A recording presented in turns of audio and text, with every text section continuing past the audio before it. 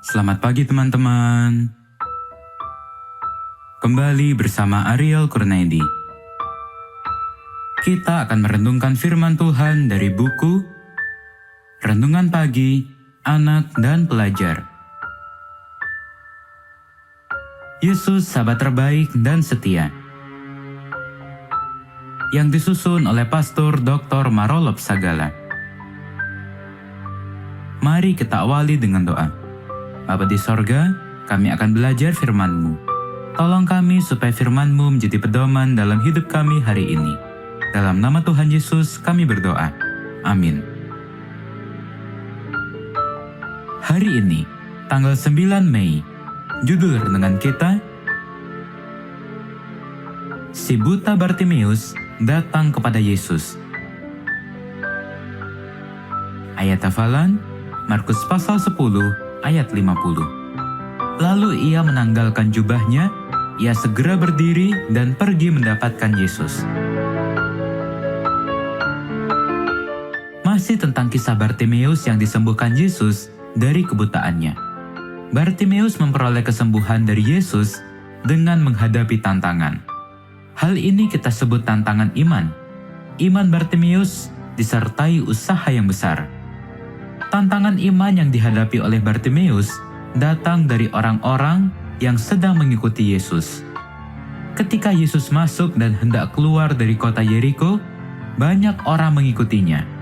Itu sudah menjadi fenomena di mana saja Yesus hadir, sejak dia mulai melakukan mujizat.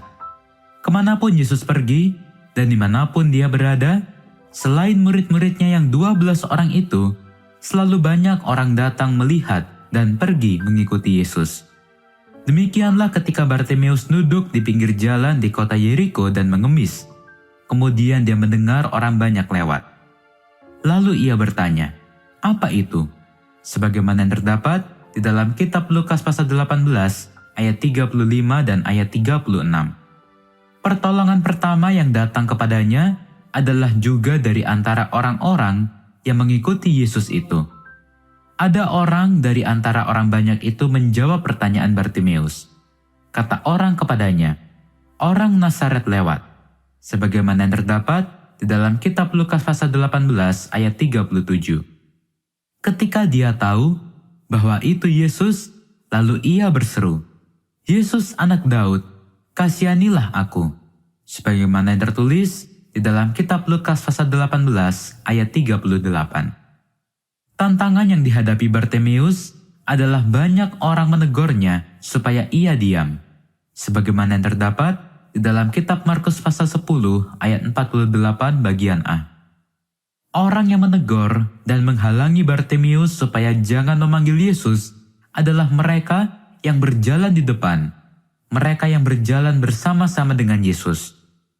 Boleh jadi kita pernah mengalami hal yang sama. Ada orang-orang di sekitar kita bahkan mengaku pengikut Yesus, tetapi menjadi penghalang bagi kita untuk lebih dekat dan memanggil nama Yesus. Bartimeus tidak putus asa, tapi tetap bersemangat untuk mendapatkan belas kasihan Yesus. Bartimeus semakin keras ia berseru, "Anak Daud, kasihanilah aku." Sebagaimana yang tertulis di dalam kitab Lukas pasal 18 ayat 39. Karena iman Bartimeus besar, Yesus memanggil dia juga lewat orang banyak yang mengikutinya. Orang ini memberikan dukungan kepada Bartimeus.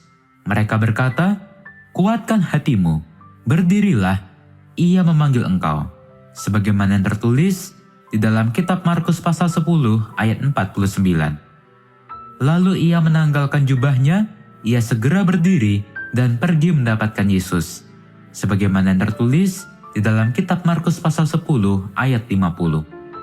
Demikianlah Bartimeus berhasil datang kepada Yesus oleh imannya yang berhadapan dengan tantangan. Mari kita akhiri dengan doa. Bapa di sorga, terima kasih untuk firman-Mu hari ini, di mana kami diingatkan bahwa kami mempunyai Allah yang sangat mengasihi semua orang. Tolonglah kami supaya kami boleh menjadi seperti Bartimeus untuk memiliki iman yang besar kepada Engkau. Inilah doa permohonan kami, hanya di dalam nama Tuhan Yesus kami berdoa. Amin.